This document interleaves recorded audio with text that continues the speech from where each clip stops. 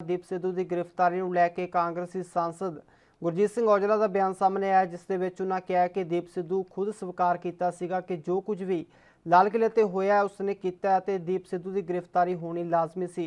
नाले उन्होंने किसानी अंदोलन को लैके भी बयान दिता, वो भी सुनाने। पहले दिन से ही किसान आंदोलन के साथ, मजदूर आंदोलन के साथ, जिन लोगों के ऊपर महंगाई की गाज गिरने वाली है उसके साथ खड़ी है।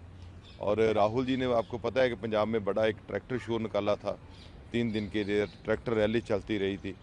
और उसके बाद भी वो समय समय के ऊपर किसानों के साथ खड़े आपको दिख रहे हैं, क्योंकि किसान जथेबंदियों ने वो रखा था कि पॉलिटिकल आदमी पहले दूर रहे हैं, क्योंकि सरकार चाहती थी इसको पॉलिटिकल रंगत देना, तो वो उस लिहाज से कांग्रेस पार्टी अपनी दूरी के ऊपर संघर्ष कर रही थी। तो अब जब टिकैत जी आए हैं तो अब वो सारे, उन्होंने भी सबको बोला कि सब साथ दो, जितने भी लोग हैं जो किसान मजदूर के हक में हैं वो साथ दो।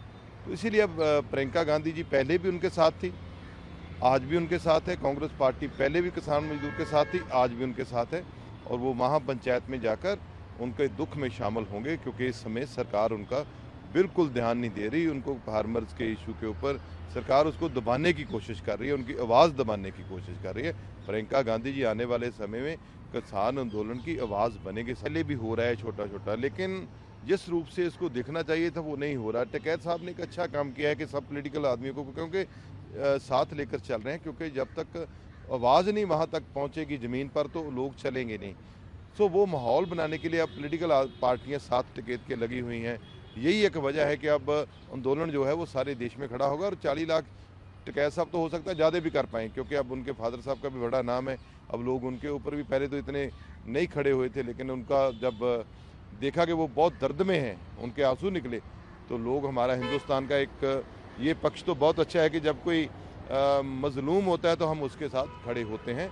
और वो भी जो टिकैत साहब हैं, जहाँ जितने भी जथेबंदियाँ हैं वो किसान की लड़ाई लड़ रहे हैं। और ये बड़ा जो 40 लाख है, हो सकता है इससे भी ऊपर का। किसान संघर्ष में दीप सिद्धू जब शामिल हुए थे तो उसी समय किसान जथेबंदियों ने उनको लग कर दिया था, क्योंकि उनकी विचारधारा किसान जथेबंदियों के साथ मेल नहीं खाती, क्योंकि वो लड़ाई लड़ रही है किसान जथेबंदियाँ किसान की, मजदूर की।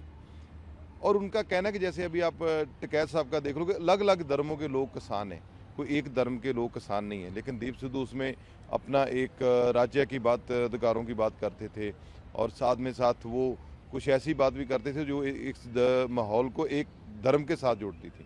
लेकिन जो 26 जनवरी के दिन हुआ, उन्होंने आगे आकर किया कि मैंने ये सब किया है, तो अब वो उनकी गिरफ्तारी होनी थी, पर्चा दर्ज हुआ है। लेकिन मेरे को ये बुरा लगा कि वो जैसे छुप रहे थे, ऐसे छुपना नहीं चाहिए था। जब पर्चा दर्ज हो गया तो वो तो गिरफ्तार तो होना ही है, तो खुद आकर पेश हो, बताओ। आप लग रहा है कि आपको गलत आरोप है तो आप सामने अपना पक्ष रखो, अदालत है, वकील है, सब कुछ है।